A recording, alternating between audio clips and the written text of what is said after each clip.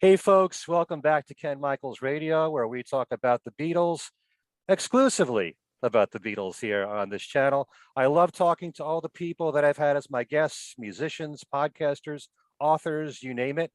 And this time out, I decided to ask a few friends of mine, members of my posse here, who have all been former guests on this show and who will hopefully be on back again in the future. I've enjoyed having discussions with all of them here on my channel. And I thought that we would have a discussion about whether or not deep down in our hearts, the four Beatles would ever have reunited. Before we get to our discussion, let me introduce my panel here.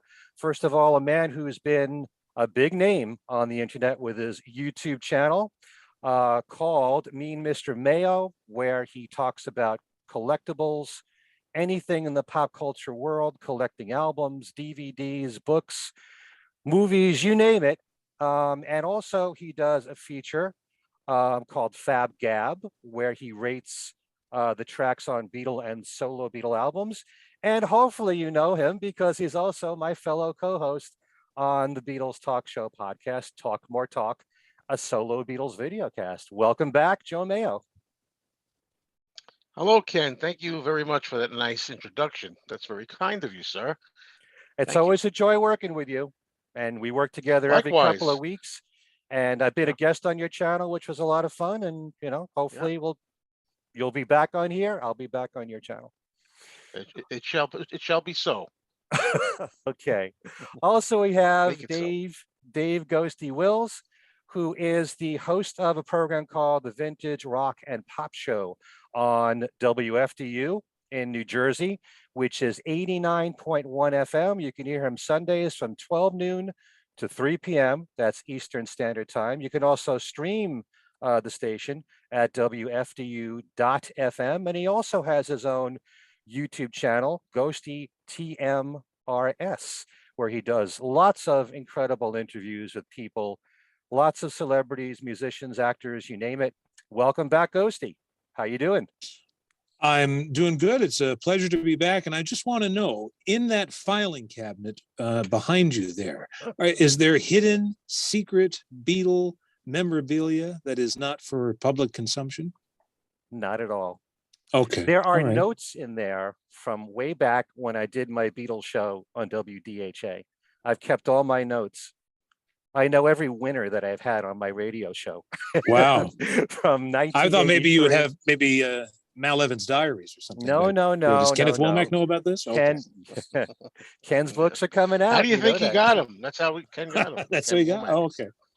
Yeah, all from me. All right, and also we have with us back again Dylan SEVEY. Dylan is a musician who is primarily a drummer, but he also plays guitar and writes music, and he has collaborated with lots of musicians. He has a band called the Minx, and he'll tell you whatever his current plans are, probably at the end of the show. Hello, Dylan.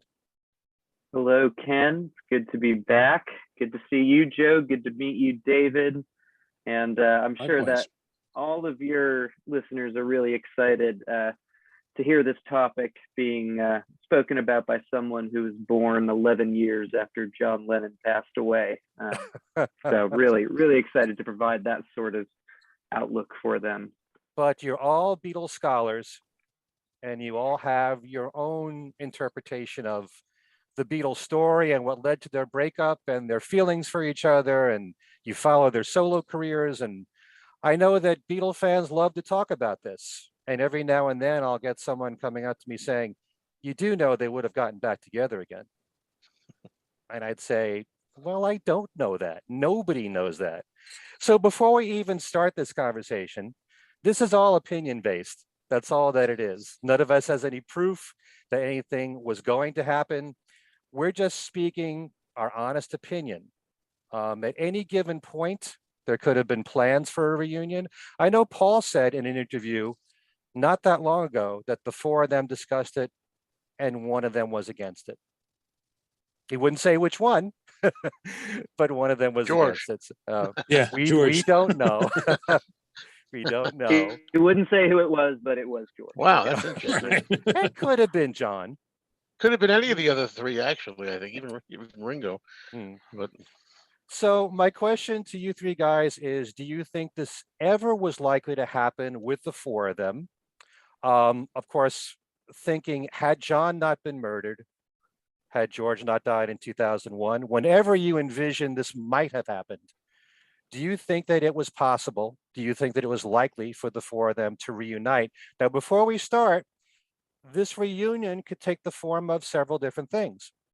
Could just be a song, or a few songs, or an album, or one concert, or even a tour.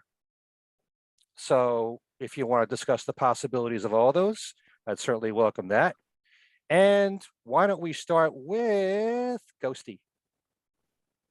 Oh, okay. I think, yes, they would have gotten back together. I don't know how often they would have gotten back together. I think the seeds were already there. You had John and Paul in 1974 jamming together. And we know that if John and Paul had the idea to do it, I think even George, who historically may have been the most reluctant to get back, as it were, would have gone along for the ride. You know, it's a funny thing because of John Lennon's murder. One of the tragedies upon tragedies upon tragedies is that we're left with interviews he gave in the very early 70s, 70 into 71, where he was, you know, dismissive of the Beatles or unhappy and talking about how he felt, you know, he was, it felt like he was being crushed to the weight of it. And that became like this idea that he felt that way all the time. But as I'm sure we all agree, you know, a year after that, he didn't feel that way. And I think that John may have been the guy to actually put that together, because I think John was the most nostalgic of the Beatles. He was the one who wanted his old school tie back from Aunt Mimi. You know, he was the one who was happy to have, you know, the Jürgen Vollmer photo, the Hamburg photo on the cover of his Rock and Roll. He was already looking back, even though that was a contractual obligation. And I think he actually, surprise, surprise, would have been the guy to put that together. And he would have been like, yeah, of course I'm the guy who would do it. Why would it not be me? And, you know, Paul would have taken Wings off for a year, and George would have come along, and Ringo would have come along. And I don't know if it would have been a tour or anything like that. Maybe a one-time appearance on SNL. Am I talking too much? Anyway, No, that's no, my idea. keep going, keep going. But Yeah. he also was the guy who said you can't go back to school again. Well, Paul McCartney said you can't reheat a souffle. Right. But, Yeah. you know, what does that mean the next day or the day after, you know? Especially with John, right? Yeah. Well, Yeah. that's the thing about John, is that he changed his opinion so often, but I do think that whatever he said in the moment, he meant. Yeah. You know? Right. But, you know, he didn't mean it later. There's that interview with he and George where George is talking about, they're referring to Jan Wenner putting out the Rolling Stone interview as a paperback book or whatever he was doing. And, you know, John was unhappy about that. And George is saying, you know, he meant that at the time, but he doesn't mean that now. He doesn't feel that way now. And I think that John was well on his way to mellowing pretty soon after that interview. And I think anything would have been possible. Plus, am I not mistaken that John had it in his contract with Geffen and that Paul had it in his American contract with Columbia, that they had an out to reform the Beatles? I heard that about Paul. I didn't hear that about John. Yeah. And I could be wrong, but I know that there was some kind of clause in Right. Paul's contract with Columbia, with CBS, that if there was a chance that he could work with the Beatles, he'd be allowed to, and there would be no problem with his contract. So just in case that was to happen, Right. he was secure with his contract. I'm not sure about John though. But you know, John, I know during the double fantasy sessions, there were times when he would talk about the Beatles with the musicians there. And it's one thing to suddenly be proud of your past, you know, come to terms with it and all. But at the same time, it's another thing altogether to want to reform the group. You know, so Yeah, well, what would that mean though? Reform the group? Does that mean make one album together? Does it Well, mean, I don't know if it would be a tour per se, but I could see them recording together. And now, imagine nowadays they wouldn't even have to be in the same room. With Pro Tools, they could all be separately and put it together. true. I guess it does depend on how you define what reforming means. I mean, the Talking Heads reformed at their Rock and Roll Hall of Fame induction ceremony. They played 4 songs or whatever. They didn't do anything before or after that, but people say that's a reunion. I guess it does depend on that. And do we know if Ringo had clauses in all 63 of his contracts that he cycled through in the late 70s? If he had now, Well, I've got to go through each of them. They're right over here. In the file That's what's in the file cabinet. cabinet. Right. But it's Uh-huh. interesting, Dylan. I gotta say, just to bounce in there. Ringo. I think a lot of people would think, oh, Ringo, well, he's going to do it because he's Ringo. I mean, he's got nothing else going. A lot of people seem to think that, like, he's in no position to choose, but I beg to differ. And especially in those days, Ringo was pretty adamant, but most of all, that no, it's over, okay? It's he done. said it multiple times. Yeah, he do that a lot, and he didn't want to go back to it. That's what I find interesting. What David was saying about John Lennon is interesting because it's so true in a lot of ways. John was the big Beatles fan. Well, he's like, I'm a fan too, and he would promote things like the Sergeant Pepper. What was that Sergeant Pepper show that was on in Yeah. In 74 New York. in New York? Yeah. And I just remember him being on the Today Show in 74 also, and all excited about how everybody's in the charts at the same time. There's a clip of that. You can find it on YouTube, among other places. And he seemed really eager. He often said, I'm not really in the mood to pull it together right now, but if anybody else, it might not be a bad idea. That whole kind of thing, leaving you tasty, chomping at the bit. Oh man, maybe they're gonna get together, like that. He'd always kind of left the door open a little bit, John. So that was interesting. In some ways, I think John would be one of the most willing. Well, given on the year or Right. how he felt then. And I have a feeling that, knowing what we know, that he collected bootlegs, and didn't he send May Yeah. Pang down to be right? He probably would have had a setup much like what's behind you, Joe. In the Dakota, he probably Yeah. has all this memorabilia, Ringo John had standees, and all sorts of stuff. he talked about that he's even said that in the Andy Peebles interview. He was 1980. He was talking about that, saying he has all the so-called pirate records, as he called them. And he would say in the interview something like, there were versions of the Beatles singing it rather crappily at the Cavern. I think maybe some other guy or something. Wasn't John a big proponent of the first Beatle Fest too? Wasn't he That's super all what- about that? That's what Mark Lapito says. He says, I'm a fan Yeah. too.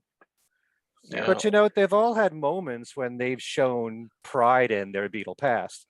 And I'm thinking back to George, you'd think he wouldn't, but go back to the video for Ding Dong Ding Dong, and he's wearing all these, Beatles suits and, kidding around with Lorne Michaels on Saturday Night Live about a Beatles reunion, Yeah. So they've all had their moments like that. But you would think that, because to me, the one of the 4 of them that loved being a Beatle the most was Paul.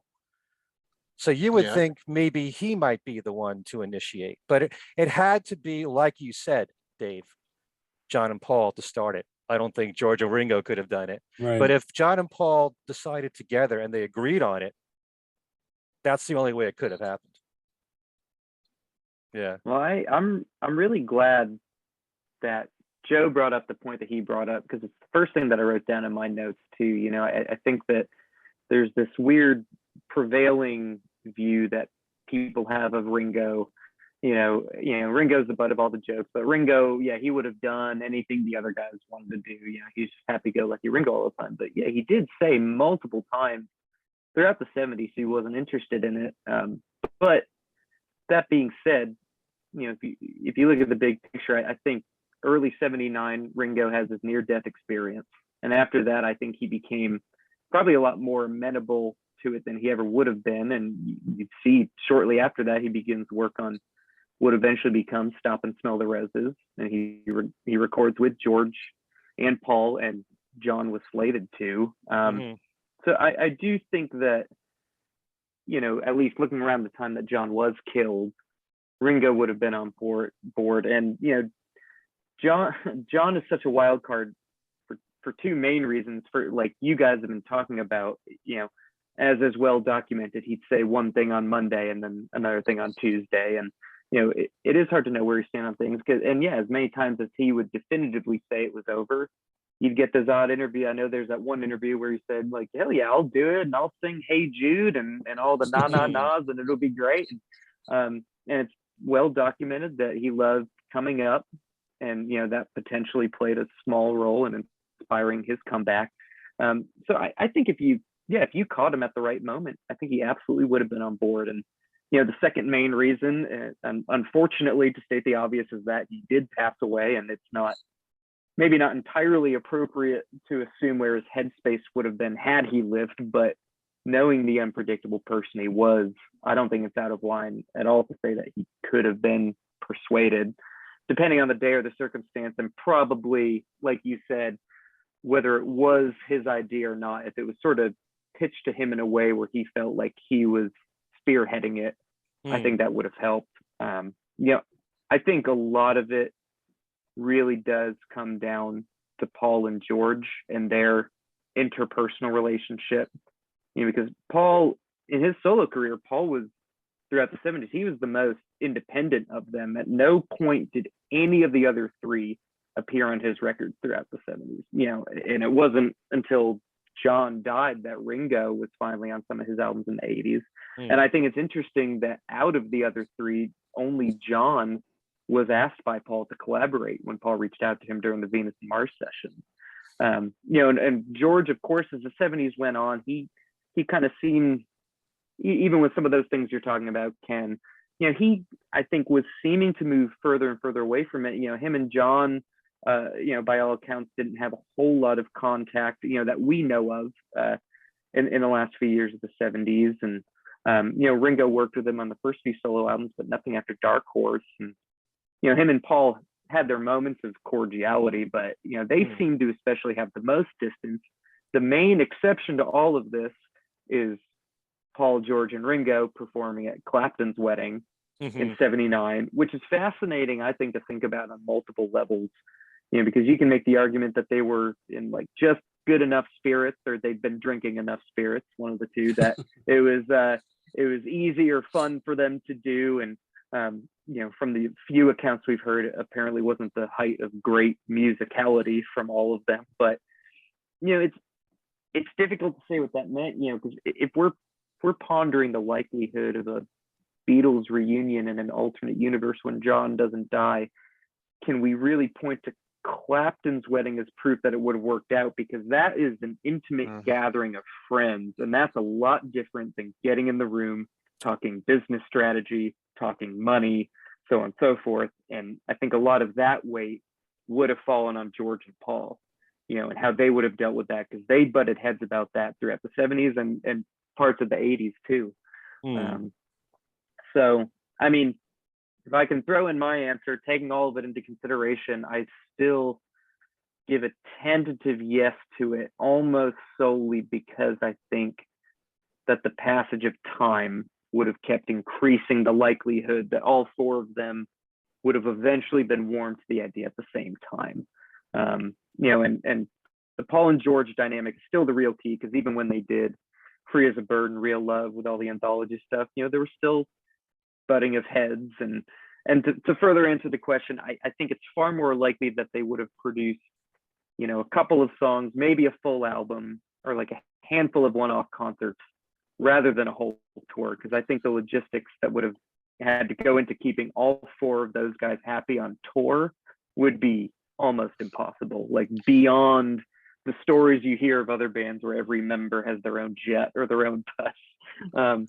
But I don't know. I think the passage of time, and potentially with the caveat of charity, would have made it likely. Because, you know, I mean, Ringo took part in Bangladesh. A lot of rumors that John was willing to do so. And Paul's main reason seems to have been that it was too soon.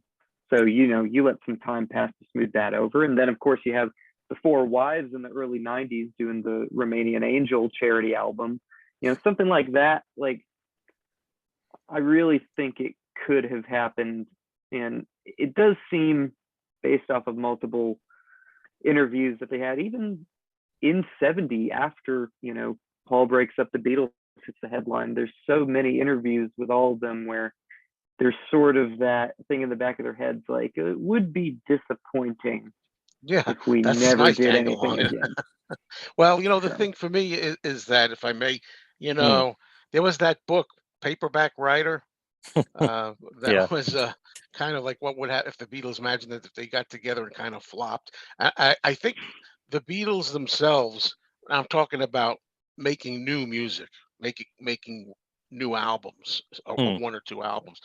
What if it didn't? Aside from the excitement, everybody would buy it and want to listen to it. But what if it wasn't as good as what they'd done?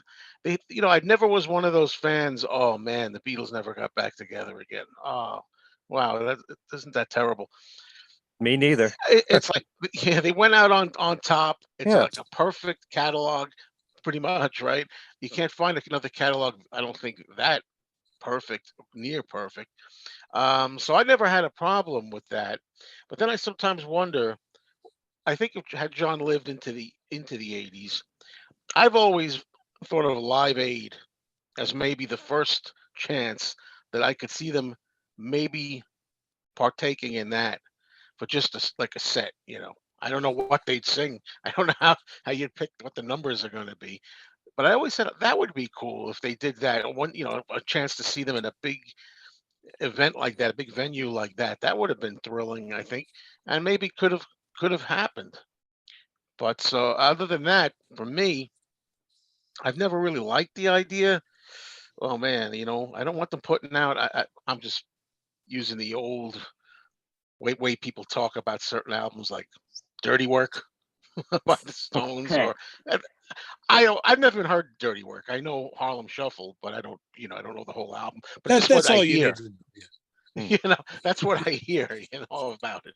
And albums like that, where I don't want the Beatles to have a big, dent in their history musically and stuff. But yeah, would yeah, they have done it? That's You I don't mean, the want a band, reunion album with the Beatles all in pastels on the cover, lounging in Don Johnson kind of finery? Yeah.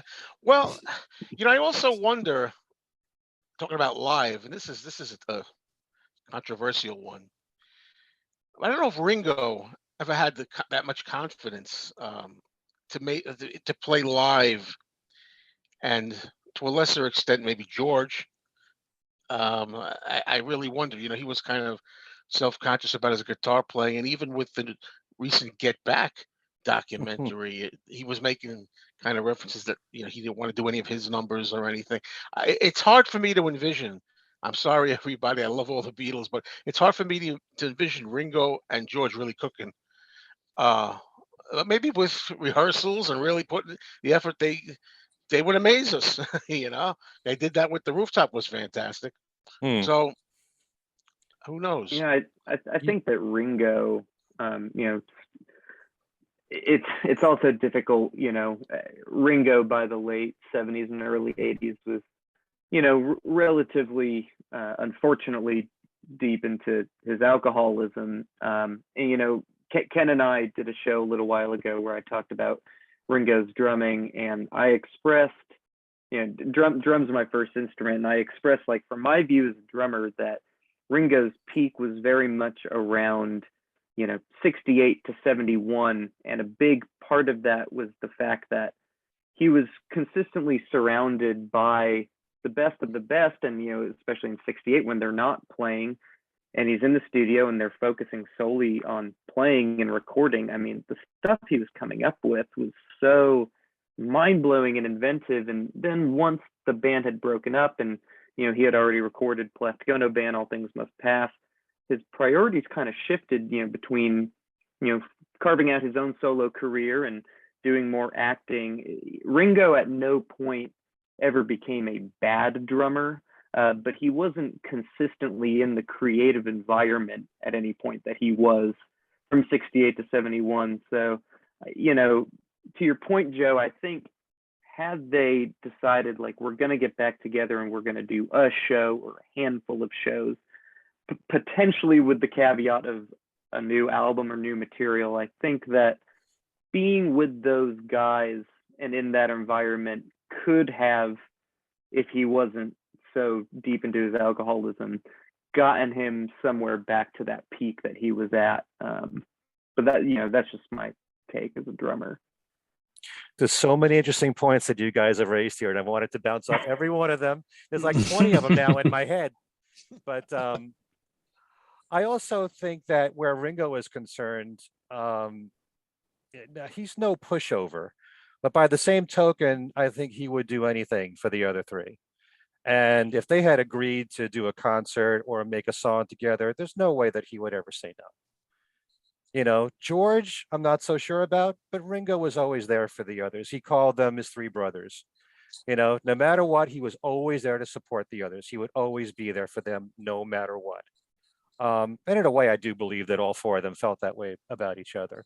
But this whole idea of as they got older, they mellowed, and so, you know, it was okay to look back and to get back together again. There's also the thought of the further and further you get away from that time period when they were together, why ruin a good thing? They have a perfect image, a perfect, as close to perfect a catalog as you could have recorded. So why ruin that? They're frozen in time. They'll always be those young guys at the time. By the time the Beatles broke up, none of them were even 30 yet, you know? So a lot of people treasure that period and don't want to touch it. And every now and then you've heard, maybe it was John saying, we can never live up to what the public would expect of us. So there's so many reasons why they could get together, why they wouldn't get together. I know that at the time of Double Fantasy, John was very much focused on that album, the next album, Milk and Honey, touring with Yoko. He wasn't thinking at all about, you know, doing anything with the other Beatles other than helping Ringo out. He was supposed to be with Ringo in January of '81 for what became Stop and Smell the Roses. So you never know. But in my personal opinion, I always said that it was never going to happen for the simple reason that they all had successful solo careers. They had nothing to prove, you know, by going back and relying on their past. You know, you couldn't have asked for more success than they had with singles and albums, especially in the 70s. But if John had lived, because of what happened in the Beatles anthology, if the three Beatles got together for those few songs, John Lennon songs, why wouldn't they do the same if John was alive? Why wouldn't they have done just, you know, 1, 2, 3 songs? I really couldn't possibly see them doing a full concert together. That would take an awful amount of work. They'd have to decide, am I going to do just Beatles? Am I going to slip in solo music? How many songs are John songs? How many songs are Paul songs? Does George have to worry how much he's going to be represented in the concert? That kind of thing. And certainly I could never see a tour. And you brought up this whole idea, Joe, of Live Aid, and you guys have mentioned charity shows. Ringo has said several times, a lot of people have asked us to get together for a charity, but if you do it for one, you got to do it for all of them. How do you pick one charity that's the most important? You know? So at various times, I remember the concert for the people of Kampuchea. Paul was there, and there were rumors that the other three were going to show up, and it didn't happen. But, you know, there's so many reasons why it might have happened, and there's so many reasons why it very likely would never have happened. But I still point to the Beatles anthology as being a real turning point. You know, but maybe we should look at it another way. They got together because John wasn't there. So as a way to record new songs and to have him represented, what better way than to use a few of his unreleased songs? It still is hard for me to believe when the anthology came out, if John was alive, that all four of them wouldn't do something together. Yeah, but Ken, if you think about it as that was something that had been cooking since the 70s, and they were going to call it at the time the long and winding road, all those Right. they were talking about doing this. Even John, again, going back to that Today Show interview, he talked about that. We might put together this film. I don't know if he called it the long and winding road. He might have, that we've been talking about putting together. He was Hmm. talking about that in his lifetime in the Right. 70s. So I wonder, well, this is it, the so-called long and winding road that became anthology. And I always heard it was because George didn't want the title because it was a Paul song. Whether that's true or not, I don't know for sure. That's what I'd Hmm. heard about it. Here's another thing though. I just remembered when the Beatles were suing, weren't they suing Beatlemania? Yeah, they did. Yes. Yeah, Did. and John said that as part of the deposition, this is an infringement on our likeness because the Beatles plan to reform. Wasn't that? I know that's like a legalese thing that you would just say in order to get your lawsuit going, but I mean, he had to have signed off on that comment. Wasn't he technically representing the Beatles at I that? guess so. Yeah. But that doesn't mean that they Yeah. had to reform.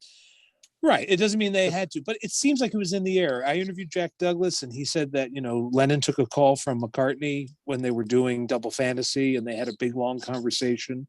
Who knows what that was about? It just seems like all throughout the 70s, the stars were just not aligning. Obviously, right after the breakup, it's too raw. That is healed very quickly, though. And then McCartney's on the rise with Wings, and Wings Over America is gigantic. That's a bad time for him. Of course, we mentioned Ringo getting into his alcoholism. That's a bad time. John launches Double Fantasy. He's got plans. That's a bad time. Maybe like the mid 80s, to Joe's point, maybe around the time of Live Aid.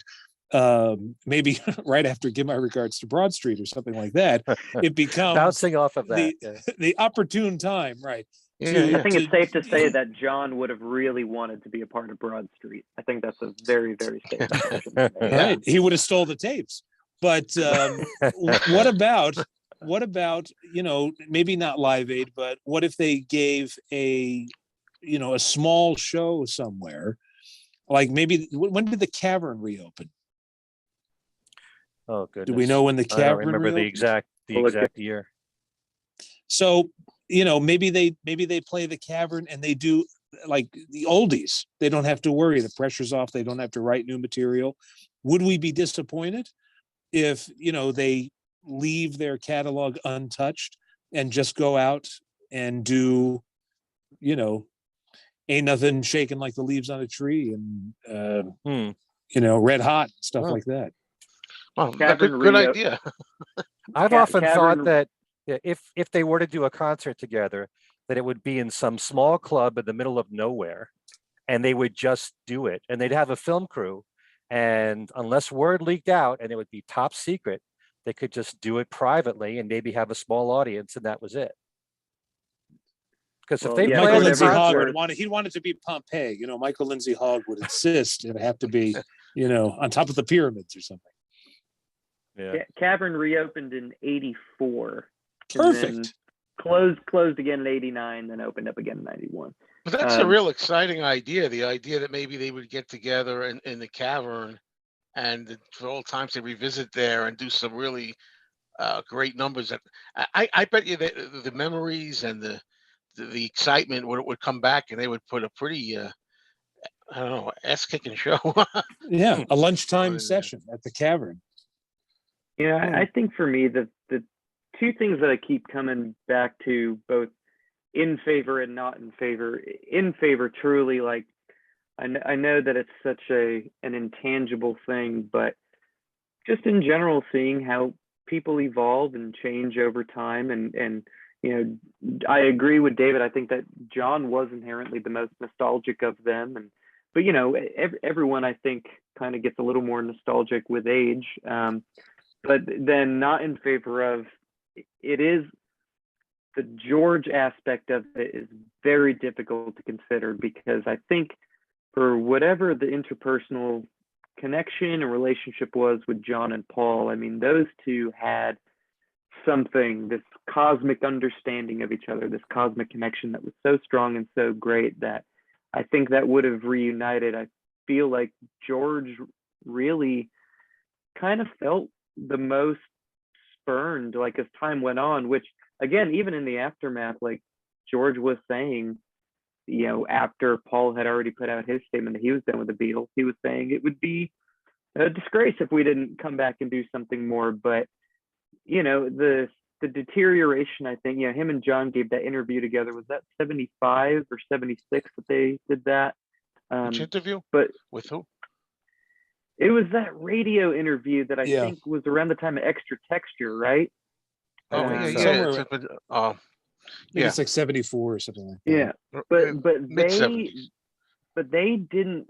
From what we know, again, there's a whole lot that we might not know, but from what we do know, they didn't have a whole lot of communication in those last 5 years of John's life. John was upset that George didn't talk about him as much in his autobiography. There's that thing that John did. I forget, it might have been 76, where it was like a word association thing, where he's Paul was genius or friend, and George was lost and stuff like that. Yeah. I feel like the relationship that George had with both Paul and John, that would have been the biggest, I think. But of course, then I forget what year it was. Whenever George said, like, I'll be in a band with John Lennon any day, but I'd rather play with Willie Weeks and Paul McCartney. Right. Like, there, I think that the George aspect of it, I think, is the biggest thing to potentially overcome. And I'm not saying that I believe this, but there's rumblings that George only eventually agreed to do anthology because of the money issue. I was going to mention that. So there. We're dealing with the biggest what if right now, and now we're getting into what ifs about these. What if George hadn't had issues with Handmaid? If he needed the money, if George needed the money, maybe he'd go along. He said, "I got to do it." So I don't know. It's hard for me to think that George wouldn't have been involved with the anthology. Why wouldn't he want to be represented and have his say and tell his own version of the story? Why would he want to be left out?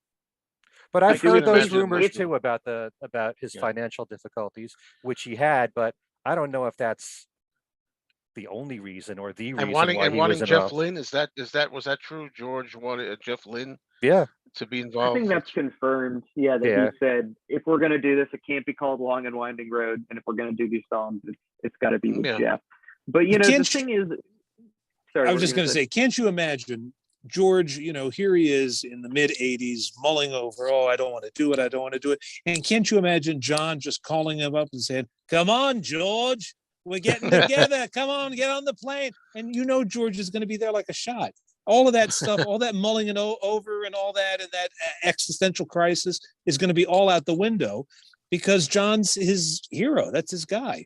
He's going to go. If John says, let's do it, he's going to be like, all right. Well, supposedly that's how they got up on the roof at the very last Right. Yeah. They listen to John, they don't listen to Paul. Right. I mean, we certainly don't need to get into a get back discussion, but of the 4,000 notes that I took throughout all 3 episodes, one of the biggest mind blowers to me was that at the very end there, Paul seemed to have some reticence about going on the roof, after he was initially excited about it, but the fact that it was seemingly Ringo and John to be like, let's go, let's do this. But that was very interesting. But it does tie back into, the bigger point here, which is that for everything that I'm saying about George, as much as I stand by that, John is a huge chess piece here, and the weight that he carried, even no matter how big Paul was and Wings were in the 70s, I think that John having that idea and John wanting to make that call absolutely would have made something happen. And kind of like you guys have already said, one of the 1,000 great things about the Beatles is that they never had the chance to suck. They right. broke up when they broke up. All their stuff was still really good. I mean, we can talk about some of the Stone stuff. I mean, I don't know if I'm the only one here that's familiar with some of Dylan's mid 80s stuff, but You know, it's Oh, yeah. it's Well, Yep. yeah. I like Yeah. Dylan, but I love Infidels. I'm a big Infidels Oh, fan myself. Infidels is great, but have you heard Knockout Later on. Loaded? Because let me tell No, you, oh, that's Knockout good. Loaded. Wait, I'm Down down. in the Groove. That's not even that hasn't Down even in the been Groove. re-released. That's like swept under the Those, rug. But here's the those question I two. have for Hey, you. I like Silvio. Yeah, Silvio's a good Silvio's song. That's That's a good one. song. That's one. Wait a minute. But who is good now? When the Beatles get back together, who's going to manage them? that you know that is difficult. I think the point that I was going to make and what you just said kind of doesn't throw a wrinkle in it Sorry. necessarily. No, it's fine. What I was going to say was I think if they were to make new material, because there's always the possibility that they get back together for a show or a couple shows, that they just play all of the stuff they've already written. They don't need to worry about writing anything else. But if they do new material, there's a part of me that doesn't even worry that it wouldn't be good, because I do think they all probably would consciously assume like, hey, look, we're not going to do this if it's not going to be good. And I think all four of them certainly had their fair share of subpar to bad music that they made after the Beatles, but I don't think that they would have accepted that from one another. I know, sorry, Ken. No, I happen to think most of but- their solo music is good.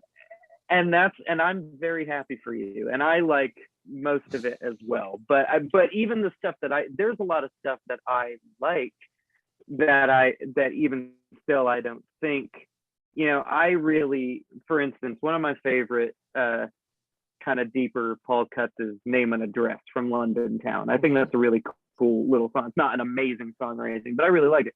But I think if Paul brought that to John, George, and Ringo for the big Beatles reunion, they'd be like, is this all you got?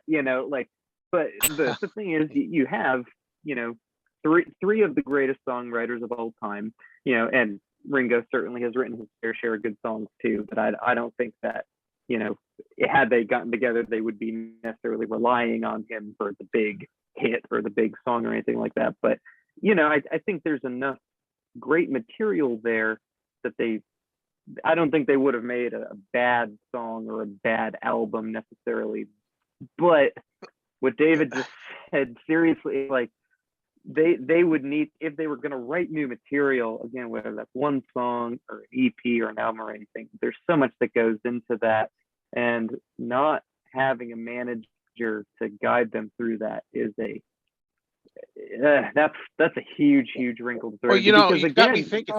Still, If I they could were bounce off, without. Dylan got me thinking of something though about Free as a Bird and Real Love didn't do them any harm. And what I mean by that is it wasn't they weren't as successful as I thought that they hoped that they would be, and it didn't change anything.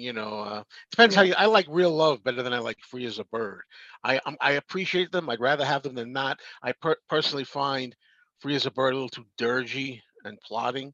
Although But I don't think I either had of them are bad songs, no, whether they're or not not they're your bad. favorite. Bad. Yeah. But I did have the Lennon, the Lost Lennon tapes, the John version of that. And I remember when Yoko was got some of the tapes from Paul or whoever it was, right? It's Paul, wasn't it? Or she gave it to Paul. She gave Yeah. Paul the tapes. Yep. And it turns out, I'm thinking, I hope it's not going to be that one that's slow and plotting, Free as a Bird. I hope there was one a little more zippy or something than that. But anyway, they weren't terrible, but in my opinion, I don't think it was the best stuff they could do.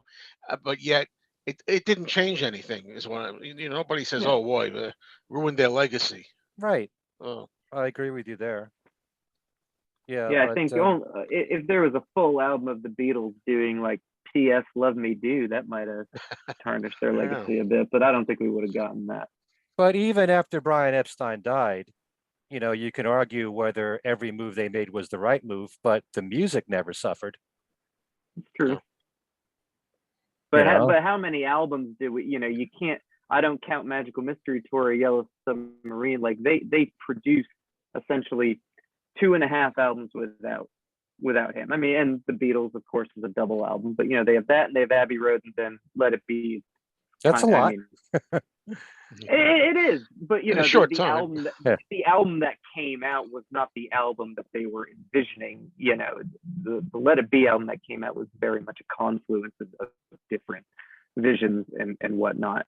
Yeah, the music never suffered, but if we're bringing up Get Back, the reason why it really threw me there, what David said about it, is because how many times in that documentary do they say like, well, Dad's not here, and the fact that they never just said, well, Brian's not here, it was either Mr. Epstein or Dad. And like, and that really showed. And of course, had they reformed in the 80s or 90s, being in their 40s or 50s is a lot different than being in your late 20s, and you have a lot more life experience. And certainly Klein wouldn't be in the picture. Alan Williams will come back. Yeah. Yes, they could finally make up for yeah. There you go. But I will say one thing. I do believe had John lived that they would have done a few songs for the anthology. That's just my opinion. I don't think it would have gone much further than that. But the one thing I actually feel in my gut would have happened is that I do think John and Paul would have worked together. Every I now agree and with then that. for each other's albums, maybe a song here, a song there. I think that would have happened. And Yeah, that would have been, the others that would would have been nice. continued to work for Ringo as they still have, and Paul's Right. still helping Ringo out, So yeah, but I think the John and Paul thing It's would have, difficult to say too, because I was trying to think before I came on the show, because a while ago I made my little dream set list. Had they gotten back together, and they only did one show, what would my little dream set list be? But everyone talks about like, oh, if they never broke up, what would their albums in the 70s be like? And I agree that it's not really, I think, a huge travesty when you think about it, that they broke up, because again, like, okay, they broke up, but we still got all these solo records with these amazing songs. And we can talk about, oh, how great would it have been to hear John and Paul singing on My Sweet Lord? Like, yeah, that would have been awesome, but it's not any less awesome being what it is. But I was trying to think about songs that they all had in the 80s that, like, well, if they had gotten together, what could they have worked on? Maybe this Paul song, this George song. It's tough to say with John, though, because what we have of his, that we know of, that it's all double fantasy stuff. The Milk and Honey stuff wouldn't have been in consideration for something like that. And if the Beatles had no, stayed no. together in the 70s, I'm sorry, I got two thoughts at once. So Definitely Woman. That's a Beatle-y song right there. Oh, That it's, could have it's worked. absolutely Beatle track. It's Beatle-y, but he already had it. He already had it Right. ready to go for his solo stuff. So that wouldn't be something that they would then work on for a new album, because it already exists. Right. Okay. You know what I mean? But this idea that some people have that if only the Beatles had worked on certain solo songs, it would have been better. I have such a I don't problem agree with with that. that. Me too. It does. If you're happy with the way they turned out, and nobody ever complained about a lot of those solo albums, All Things Must Pass was such an incredible success. It was #1 here in America, that album, for 7 weeks. Certain albums like, Band on the Run, who I can't imagine people thinking if only John, George, and Ringo were backing up Paul on Band on the Yeah. Run. They came out great Well, I the think way they it's did. I think it's one thing to acknowledge, like, had that happened, yes, it would have been great, and we can acknowledge that. But to your point, it's irresponsible to say like, well, it would have been better, or it's not good because they didn't do it together. But no, like I for one would have loved to have heard them. I'll sing on like Sunshine Life for Me with Ringo. Like, that would have been awesome, and that would have been great. But is it any less great that it's Vinnie Poncia and George? No, Not at all. It sounds great. So I love Instant Karma as it is, just as it is. I don't Yeah. need the other Beatles playing on it necessarily, as an example. Yeah. We grew up listening to these songs, and we accepted them the way they were, and they were incredible successes as they were. And I think we should all be happy about that and embracing that. So this has been fantastic, guys. Why don't we close, if you want to talk about what's going on with your shows, or in your case, Dylan, with your music. Dylan, you want to start?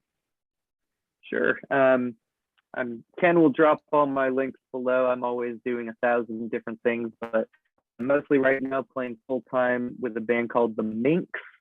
We have a new album coming out hopefully sometime this year. We just put out a new single last week, so go check that out.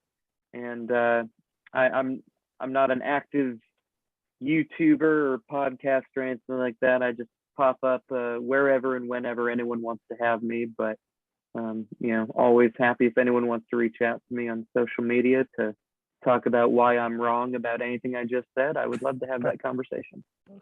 I'll make you an active YouTuber, Dylan. I'm on my way. This is my third appearance, right? Yeah. Well, I love your insights, and everyone should listen to the show that we did together, where we did a number 9 Dream show on Ringo's career, and from the perspective of a drummer who's really studied him. I think it's safe to say that I make you better. Yes, you do. Wow, you just got yourself uninvited. That's amazing. Yeah, so Ken's going to be editing this video very heavily after we're done. Joe, what's going on with you?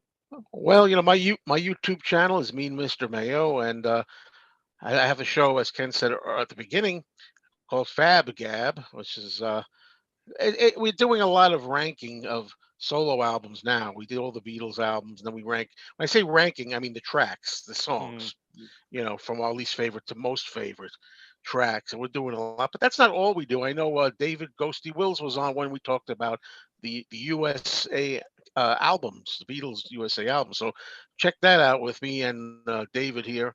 It goes back several episodes if you want to check it in my playlist.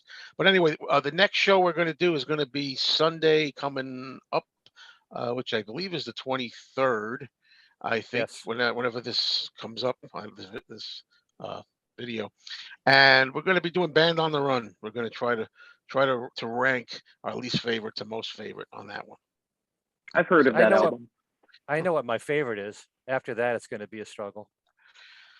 And you take your favorite, I have you take your least favorite, and then you work out the middle. Yeah, that's usually what happens for me. Yeah, I definitely know a couple of least favorites, but favorite is tough. Okay. My favorites change on that album all the time. Yeah. So, yeah.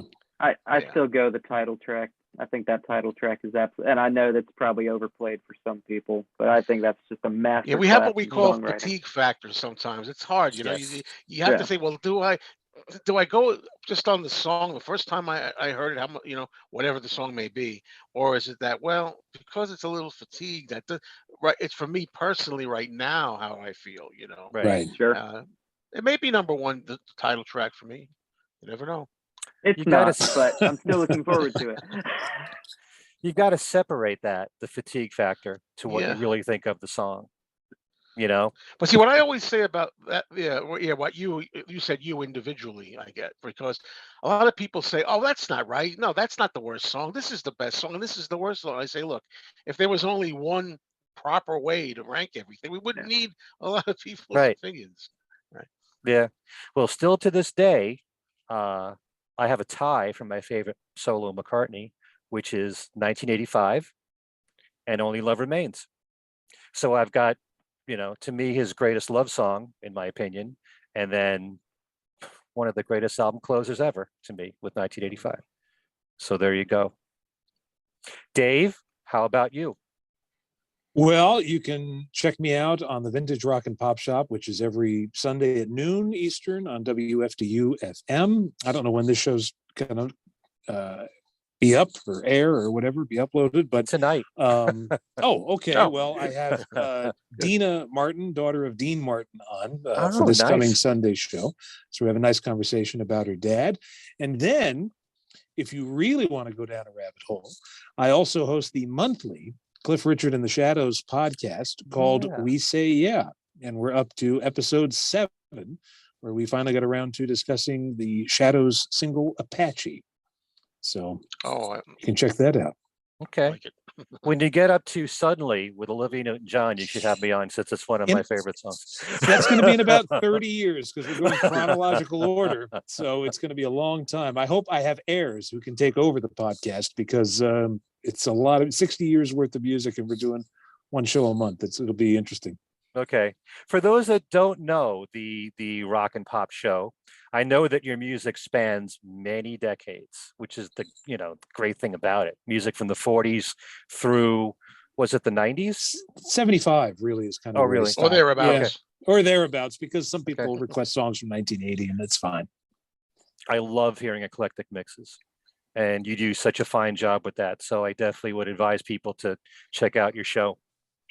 Well, speaking of eclectic mixes, Ken, I know on your program, Every Little Thing, even though you're dealing with solo music and Beatle music, but also covers of songs, you also have an eclectic blend of music on that program. And where is that program heard, Ken? What's going on with you? Well, I'll tell you, Dave.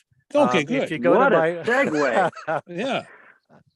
if you go to my website, kenmichaelsradio.com, and I'll include the link here. There is a page for Every Little Thing, which is currently on around 50 stations.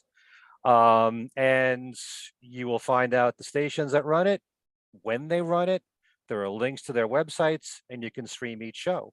And it happens to run on your very own station, Dave. That's right. It sure does. WFDU. And it's on Sunday mornings Very early. at 6 o'clock. Okay. People are saying, Dave, why do you have it on so early? It's not me. But you know what? When I go on vacation in time, I Everyone is often will asking. play it. Yes, they are. But you know what? You can go to the archives, and I think that same afternoon you can hear it again. So Okay. they're streaming, for like a day. Yeah. This is a show, by the way, that you can't listen to on demand.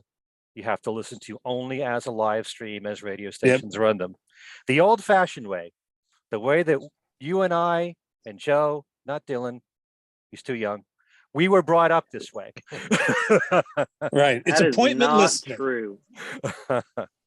I just have less of an experience. But that was the first 15 to 20 years of my life before I got Okay. spoiled. Good. Radio. We wouldn't be here. We wouldn't be talking about the Beatles without radio. Nope. Radio put them on the map. So I'm glad to be a part of it. And I'm glad to have you guys here on the show. And hopefully we'll do this again soon. And thanks so much for being here. And thanks to all of you for watching. Take care. Peace and love. Peace and love.